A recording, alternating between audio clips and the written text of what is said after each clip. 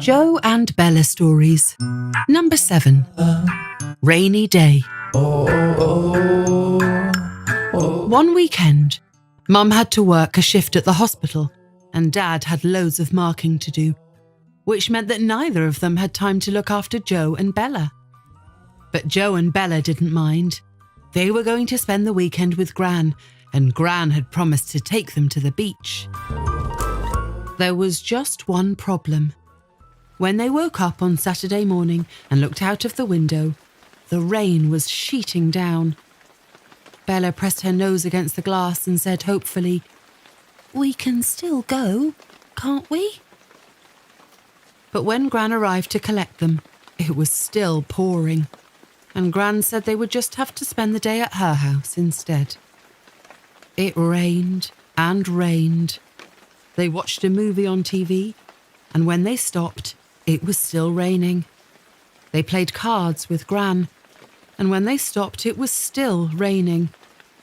They did some homework, ready for Monday, and when they stopped, it was still raining. They tried taking Gran's dog Selby for a walk, but when they opened the door, Selby took one look, whined, and ran back inside again. Eventually, Gran went off to do some housework. Joe decided to do more homework. He had tests coming up at school, and Mum and Dad were always on at him to work harder. But Bella was too little to worry about tests. "I'm bored," she said. "I hate this weather."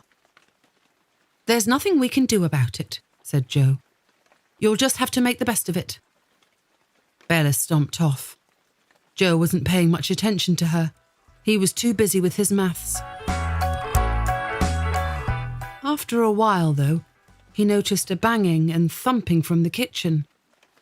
What was Bella up to? He got up and looked round the door. Bella was mixing something in a huge mixing bowl. "What's that?" Joe asked. "It's a lovely cake," said Bella happily, "but you can't have any." "That's a relief," said Joe, "because it looks terrible and it smells worse." The cake mixture had all kinds of lumps in it, and the smell was like no cake that Joe had ever smelled before. "It's not for humans," said Bella. "It's for dogs. I've made it specially for Selby because he couldn't go for his walk." "What's it got in it?" Joe asked. "Dog food," said Bella. "Silly." "And it's got cornflakes because Selby loves cornflakes, and yoghurt because Selby loves yoghurt, and toast and biscuits and tinned rice pudding." Joe was feeling queasy just thinking about it. "Well, I hope Selby likes it," he said. But Selby didn't like it. When Bella put it down on the floor for him to eat, raw because she said it would taste better that way, Selby took one sniff and then ran out of the room.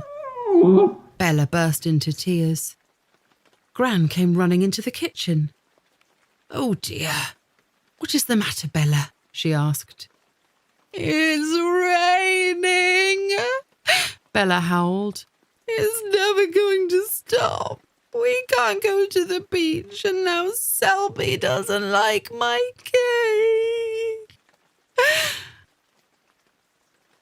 Joe didn't say anything, but he knew how Bella felt. It was turning into a horrible day.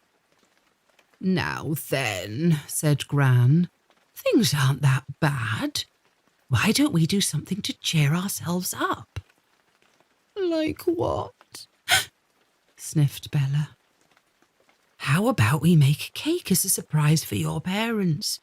A cake for humans, not for dogs. After all, they've been working hard all day." "Can we eat some too?" asked Bella. "Of course you can," said Gran. "And can it be chocolate sponge?" asked Joe. "With chocolate fudge icing?" asked Bella. "And sprinkles?" "It certainly can," said Gran. They had a lovely time making the cake, and when they had finished decorating it, they suddenly realised that it wasn't raining anymore. They had been so busy they hadn't even noticed. "Quick, let's get out while the sun's shining," said Gran. They took Selby down to the park, and when they got back, Mum and Dad had arrived. Everybody was just ready for a slice of cake.